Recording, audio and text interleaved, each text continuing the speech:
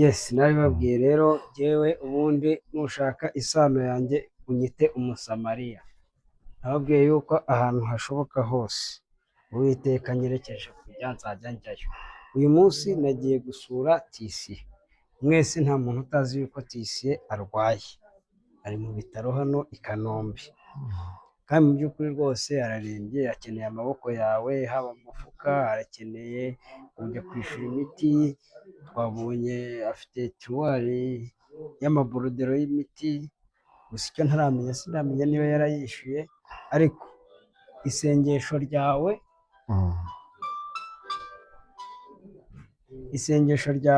ni ingenzi. Ariko isengesho ryawe riramutse riherekeranyije no kuba wamugeraho ahantu ari ukamusura umukozeho, ni ibintu byiza cyane.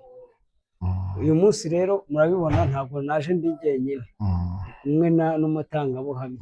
ariko tubwire umutangabuhamya bimeze bite ubundi kugira ngo uvuge ngo umutangabuhamya cishamo numva. nashaka kuvuga ngo aha niho Yesu asanga abantu, niho Yesu nyine ubuhamya. Igihe umuntu aba afite ubuhamya ariko nta bihamya, ndizera yuko mu gukira kwa Tisiye hazaba harimo ibihamya by'ibifatika. Ndizera ko nawe ni umutangabuhamya, kandi rwose inshuti, abavandimwe n'abantu bari hirya no hino murabibona nyine ko Tisiye ari hano kandi turamukeneye hanze. Nanjye rero sinabura kuba muri iyo gurupe y'umutangabuhamya, kubera ko nanjye ndi umutangabuhamya w'uko Imana igira neza, kandi umutangabuhamya w'uko Yesu akiza abarwayi, kandi umutangabuhamya ko atari rimwe cya kabiri abyukije Tisiye kwa muganga. Bishatse kuvuga ngo n'ubu ngubu hari icyo Imana yakora Tisiye akabyuka, kandi nawe udukurikiye hari icyo wakora Tisiye akabyuka. Haleluya. Ndagira ngo nkumenyeshe rero Tisiye, uyu ni wa wundi Theo uzi urukundo ni ukuvuga ngo navuga ngo uko Yesu abisanze siko abisiga. Ugera hano wari urembye bikabije, ariko ndahamya neza ko ugikomeje kubona ukuboko kw'Imana, kandi ubu uracyakomeje kubona ukuboko kw'Imana. Rero bantu mukunda gutabara, reka mvuge ngo dutabarane. Ahari uyu munsi wowe umeze neza, ejo yaba ari wowe, ejo yaba ari jyewe. Ni byiza rero ko dusuhuza abantu barwaye. Ni byiza rero yuko twagera kwa muganga tukahasura abantu baharembeye. Tisiye rwose humura, wakoreye Imana, uri umuhanuzi. Ubuhanuzi bwawe bufasha abantu benshi. Ntabwo rero Imana yaguhomba, kuko ntabwo ikivi uracyusa. Ubu hari abantu bategereje agakiza ku bwawe. mugende mumbwirire abantu bakizwe, mumbwirire abantu bakizwe bahinduke, mumbwirire abantu bakire Kristo nk'umwami n'umukiza w'ubugingo bwabo.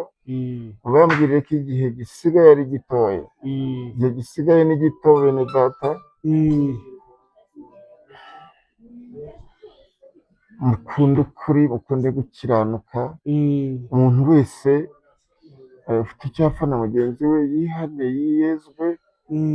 Abantu bongere kugira urukundo nk'urwa mbere, tugire umutima nk'uwari uri muri Kristo Yesu, dukore imirimo myiza tugifite uburyo, kandi ndabizi ko Imana izabashyigikira. Mwaguye nimubyuke, nta gihe gisigaye. Twitabe Kristo, tuzigire mu ijuru. Melose na meniple encore du mal à formar gaga. Mukizwe, mwakire umwami Yesu. Naho kusengera amasengesho ndakeneye nyine y'amasengesho, kandi nawe ufite ukuboko kwiza gutanga kw'Imana, gukorana n'ijuru. Imana yo mu ijuru iguha umugisha ku byo ugambiriye kugirira jyewe n'abandi barwayi. Rero Imana ibahe umugisha. Ubu hanyuma y'uburwayi ni iki kintu gikomeye aha ngaha? Nzavuga gukomera kw'Imana, kuko nzaba nzutse kandi nizeye gukira. Nizeye gukira mu izina rya Yesu. Nizeye gukira mu izina rya Yesu. Ariko wambwiraho gatoya ko nabonye ibintu by'amaburudiro byuzuye akabati kanini. Ni imiti nkeneye ni myinshi, ibihaha, umusonga, kuvura amaraso, impyiko. Nagize impanuka imwe wandwazagamo, imwe wansuragamo mba mu bitaro Masaka mba na Fayisari ntiwansuraga. Iriya mpanuka nakoze yangizeho ingaruka, nangirika inyama zo mu nda, ari nabyo ndi kwivuza, kandi ndashimira Imana aho igejeje ikora. Abera rero bakomeze bansengere. Ariko iyo bigeze nko ku mafaranga bimeze bite?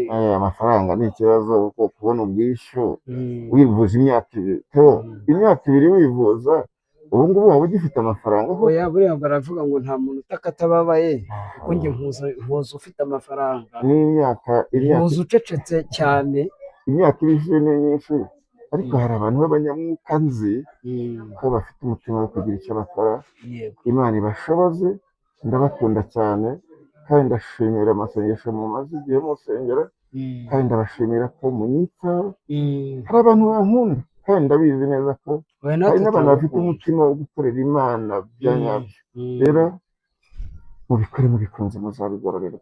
Ikiruta byose, mwese mbasabiye ubugingo buhoraho, Imana izabaha ijuru. Noneho rero twebwe ikintu turi bukore, njye ndashyiraho nimero yawe, umuntu washaka kugusura adafite umwanya wo kugera hano, yagusura mu bundi buryo bita momo. Imana ibahe umugisha, uyishyireho nta kibazo. Humura, ndabizi urababaye, ariko mu ijuru hari Imana. Nakoze kunsura. Urakoze.